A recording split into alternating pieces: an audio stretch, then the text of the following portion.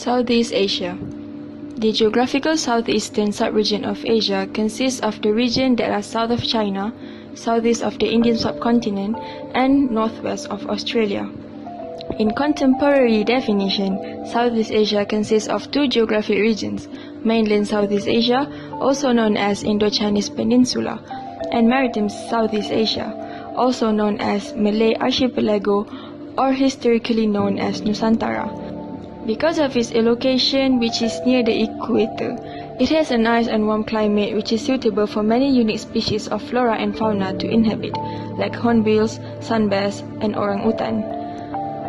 But sadly, the truth is that most of these animals are endangered, especially the Sunda pangolins, with a CR on the IUCN Red List status, which means critically endangered, and with a population trend that is constantly decreasing even to this day. This is why this species is considered to be facing an extremely high risk of extinction in the wild before people can even familiarize themselves with it. And the culprit for these issues is, you may be asking, it is none other than poaching and illegal trafficking. As of 2016, all pangolin species, including the Sunda pangolin, are listed by CITES in its Appendix 1, which prohibits international trade in wild-caught specimens or their body parts. The Sunda pangolin, Manis javanica, also known as the Malayan or Javan pangolin, is a species of pangolin. It is found throughout Southeast Asia, including Myanmar, Thailand, Cambodia, Laos, Malaysia, Singapore, Vietnam, and the islands of Borneo, Java, Sumatra, and the Lesser Sunda Islands. On 2nd of May 2019, Singapore witnessed unprecedented seizures of pangolin scale when the island state seized a world record 25.6 tons in 5 days. After seizing 12.9 tons of pangolin scales on 3rd of April, Singapore seized another 12.7 tons on 8th of April. In both instances, the scales were in containers on their way to Vietnam from Nigeria. The previous record seizure of pangolin scales was in Shenzhen, China in 2017, when 11.9 tons were seized.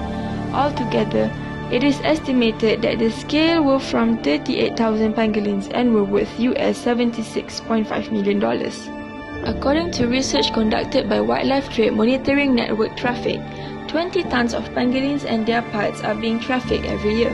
However, due to the elusive nature of the shy and nocturnal pangolin, there is relatively little data on global population numbers. Malaysia also found itself in the pangolin spotlight in February 2019 when 29.8 tons of pangolin and pangolin products were seized. Meanwhile, in December, Malaysia burned nearly 2.8 tons of seized pangolin scales with US $9 million in a bid to combat illegal wildlife trafficking. And let's not ignore the similar situation that is also happening throughout Southeast Asia. To understand the gravity of the situation, we need to understand why people are trafficking these animals.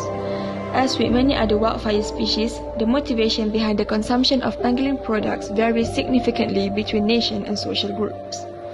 In Vietnam, mainland China and Hong Kong, their scales are perceived to simultaneously cure hangovers, treat liver condition, and help new mothers breastfeed.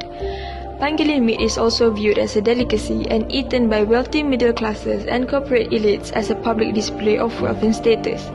It is undeniable that the current demand for pangolin products far outweighs the available supply.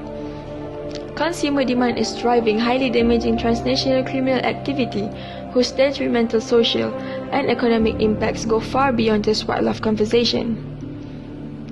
If current level of illegal trapping and trafficking are sustained without a concerted enforcement response, wild population will likely disappear in matter of years. Indonesia, on the last strongholds of the Sunda pangolin, currently loses up to 10,000 pangolins a year to illegal trade. This is quite an alarming rate and is not something to be taken lightly. Based on the research done by Traffic, the reason why illegal trading is still at large is because of the shortcoming within the legal and regulatory frameworks in Southeast Asia, including weak legislation, lax enforcement, high level of corruption, and low rates of prosecution or conviction, having primary factors allowing or enabling illegal wildlife trade to thrive. The high profit plus low risk combination makes wildlife trade a lucrative business and attract elements of organized crime. But all is not lost because there is still time for government to prevent the extinction of not only the Sunda pangolins but also the other endangered species in the region.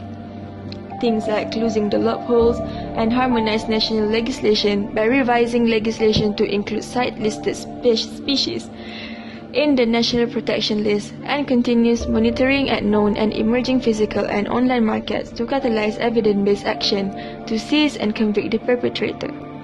The public masses also have to build awareness and spread the news of this issue to be ensured that correct action is taken to addressing this issue.